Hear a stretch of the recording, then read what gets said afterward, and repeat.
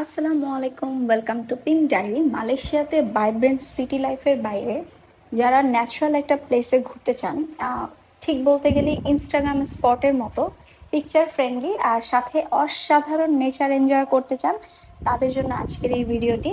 So আজকে আপনাদেরকে ঘুরে দেখাবো ক্যামেরন টি ভ্যালি, আর সাথে অনেক টিপস অ্যান্ড ট্রিক্স থাকবে, কি কি অ্যাক্টিভিটি আছে এবং কোন জিনিসগুলো আপনারা না করলে একদমই মিস করবেন। সব কিছুই থাকবে এই ভিডিওতে। আর যারা ভার্চুয়ালি প্লেসটি এনজয় করতে চান তাদের জন্য তো এই ভিডিওটি আছে।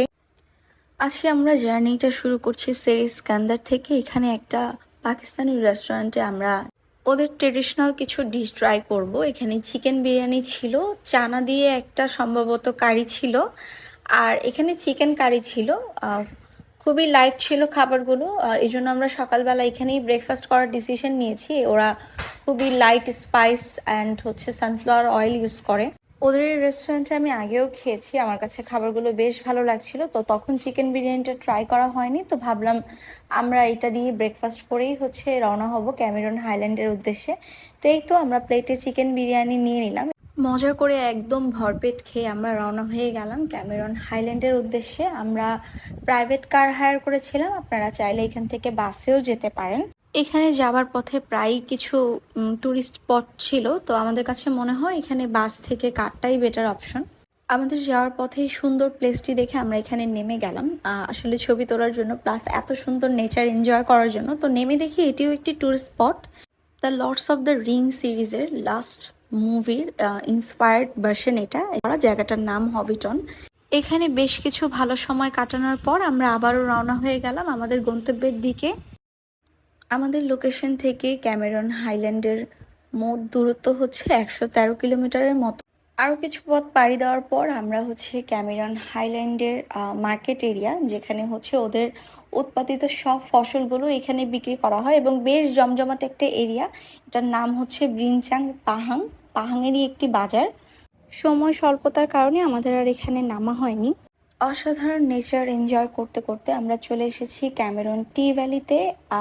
নেমেই দেখি বৃষ্টি হচ্ছিল, আর হাতের ডান দিকে দেখছি যে খুব সুন্দর একটা রেস্টুরেন্টের মতো এরিয়া আছে। সবাই এখানে বসে ভিউ এনজয় করছিল, প্লাস ফুড এনজয় করছিল। তো আমাদের টাইম খুব কম ছিল, আমরা ডিরেক্ট চলে যাই ক্যামেরন টি ভ্যালিতে। আর যাওয়ার পাশে এই হাতের বাম দিকে টিকিট কাউন্টার, আপনারা এখান থেকে টিকিট কালেক্ট করতে পারেন খুবই স্বল্প মূল্যে, মাত্র 4 রিঙ্গিত করে পার পার্সন ক্যামেরন টি ভ্যালির দিকে যাওয়ার জন্য।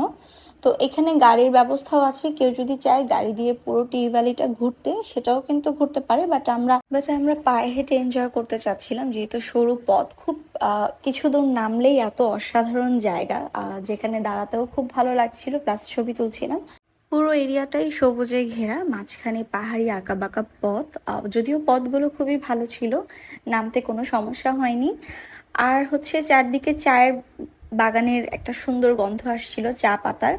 সব মিলিয়ে আকাশে সুন্দর মেঘ, অসাধারণ একটি পরিবেশ। এখানে দাঁড়ালে মনে হয় না আর কারো আসতে ইচ্ছে করবে। এখানে ছোট ছোট আঁকাবাঁকা পাহাড়ি পথ দিয়ে সবাই একটু নিচের দিকে নামতেই আবার একটু ঢালু জায়গা আছে, ওখানে ক্যামেরন ভ্যালি টি লেখা আছে। সবাই ওখানে যেয়ে ছবি তুলছিল। আর যাওয়ার পথে খুব সুন্দর সুন্দর প্লেস ছিল, আমি ভিডিওতে আপনাদেরকে দেখাবো। আমিও নিচে নামছিলাম। এখানে যেমন সুন্দর ওয়েদার, তেমন অপরূপ সৌন্দর্য নেচারের। আর প্রত্যেকটা প্লেস এত পিকচারিস্টিক ছিল, মনে হয় যে এখানেই থেকে যাই। একটু করে পথ পাড়ি দেওয়ার পরে এখানে বসার ব্যবস্থা ছিল, সুন্দর বাচ্চাদের জন্য ছোট পার্কের মতো ছিল। আর মাঝপথে একটা ছোট রেস্টুরেন্টের মতো ছিল, এখানে ডিফারেন্ট ডিফারেন্ট ফুড ছিল, মিউজিকেরও ব্যবস্থা ছিল। সব মিলিয়ে টোটাল জায়গাটা কিন্তু মানে একদমই যে শুধু ব্ল্যাঙ্ক ন্যাচারাল তেমন না, এখানে অনেক এন্টারটেইনমেন্টের ব্যবস্থা আছে। সবাই ভিতরে যেয়ে ছবি তুলছিল, অনেকে ফ্যামিলি টাইম এনজয় করছিল। আমাদের বেশ কয়েকবার বৃষ্টি হয়েছে, আমাদের থামতে হয়েছে, আমরাও রেস্টুরেন্টে কিছুক্ষণ বসেছিলাম। রেস্টুরেন্টে বসে বৃষ্টি বিলাস করছিলাম আর একটা ফ্রাইড পটেটো রিং অর্ডার করেছি। এখানে 2 থেকে 3টা আইটেমই ছিল, এটাই দেখতে ভালো লাগছিল, সো এটা খাচ্ছিলাম আর বসে বসে মিউজিক আর এই সুন্দর ওয়েদার এনজয় করতে করতে যখনই বৃষ্টি একটু থেমে গেল, তখন আমরা চলে গেলাম ওপরের দিকে। একদম পাহাড়ের চূড়ায় উঠতে আপনাদের তেমন কোনো ধকল হবে না, কারণ একটু পরপর যেহেতু রেস্ট এরিয়া আছে, এখানে বসে আপনারা ফুড এনজয় করে তারপরে হচ্ছে ওপরের দিকে উঠতে পারেন। আমাদের টাইম খুবই কম ছিল, এর মধ্যে বৃষ্টি হওয়াতে একটু বেশি লেট হয়ে গিয়েছিল, তো আমরা একদম স্ট্রেইট ওপরের দিকে যাচ্ছিলাম বৃষ্টি থামার পরে। কয়েকটা সিঁড়ি পার হবার পরেই চলে এসেছি আমাদের কাঙ্ক্ষিত জায়গায়। এখানে শুধু এই লেখাটার জন্যই আসা না, এখান থেকে এই এরিয়াটার সবচেয়ে বেস্ট ভিউ দেখা যায়, আর আকাশের মেঘগুলোও খুব কাছ থেকে দেখা যাচ্ছিল। সব কিছু মিলিয়ে এই জায়গাটা যারা নেচার লাভার আছেন তাদের জন্য কিন্তু একটি মাস্ট ভিজিটিং প্লেস। যারা মালয়েশিয়াতে আসবেন তারা অবশ্যই ট্রাই করবেন একবার ক্যামেরন হাইল্যান্ডে ঘুরে যেতে। সো এই তো আমরা এখন ব্যাক করছি, বৃষ্টি এখনও একটু একটু আছে। আর এই জায়গাটা সন্ধ্যা 6টার মধ্যে বন্ধও হয়ে যায়, তো আমরা আবারও রওনা হয়ে গেলাম কুয়ালালামপুরের উদ্দেশ্যে।